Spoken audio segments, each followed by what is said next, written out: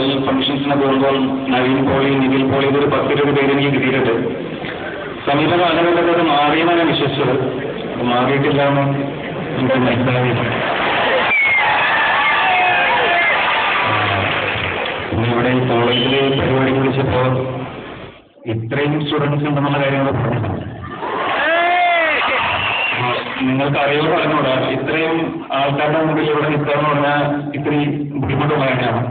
എനിക്കിത്തിരി stage ഫ്രൈറ്റൊക്കെ ഉള്ള ആളാണ്. അതുകൊണ്ട് എനിക്ക് എന്തൊക്കെയോ പറയണമെന്നായിരുന്നു. ഇപ്പോൾ കംപ്ലീറ്റ് ബ്ലാങ്കാണ്.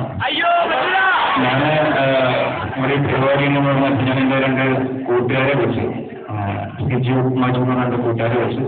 അവിടെ പറഞ്ഞാൽ ഇവിടെ എനിക്ക് കോളേജിലൊരു പരിപാടി ഉണ്ട്, കാലത്ത് പോകണം. അവിടെ പറഞ്ഞ് ചോദിച്ചാ ഞാനില്ല, കാലത്ത് എഴുന്നേക്കണ്ടെന്നു. ഞാൻ പറഞ്ഞൊരു വുമൻസ് കോളേജാണ് പറഞ്ഞത്. അപ്പോൾ ഒരു കാലത്ത് 6:30 വീട്ടിലെത്തി. അവർ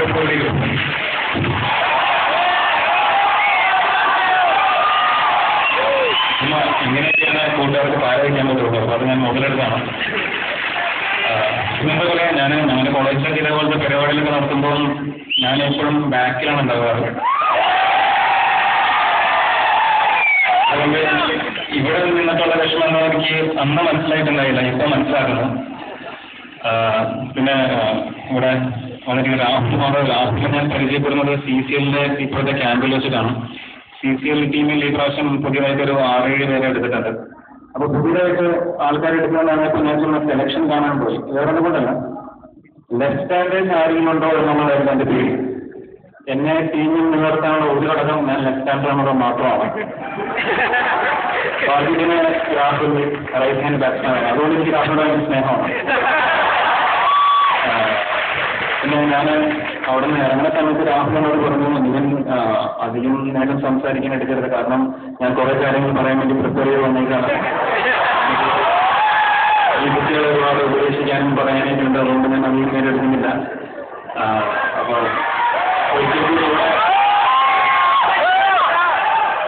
സാധാരണ ഇങ്ങനെ പ്രസംഗിക്കാൻ വരുമ്പോൾ ഈ പ്രസംഗം എന്തെങ്കിലും ഒരു രീതിയുണ്ട്. അങ്ങനെ എന്തുകൊണ്ട്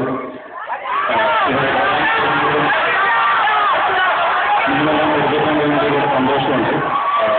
ഇവിടെ കഴിഞ്ഞ് നടക്കാൻ പോകുന്ന കലോത്സവത്തിന് എല്ലാവിധ ആശംസകളും നേരുന്നു. പങ്കെടുക്കുന്ന എല്ലാവർക്കും ഹൃദയത്തിന്റെ ഭാഷയിൽ ഒരിക്കൽ കൂടി എല്ലാവിധ ആശംസകളും നേരുകയാണ്.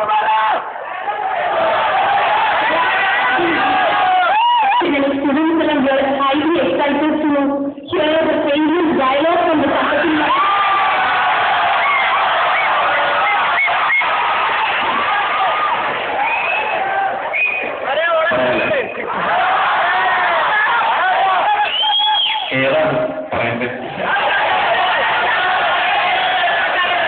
ചെറിയ ഡയലോഗ് ഞാൻ പറയാം. മലയാളത്തിൽ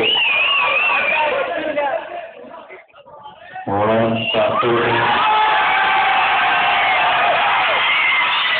പിന്നെ ചുറ്റുപാടൊന്നും കാണാൻ പറ്റില്ല.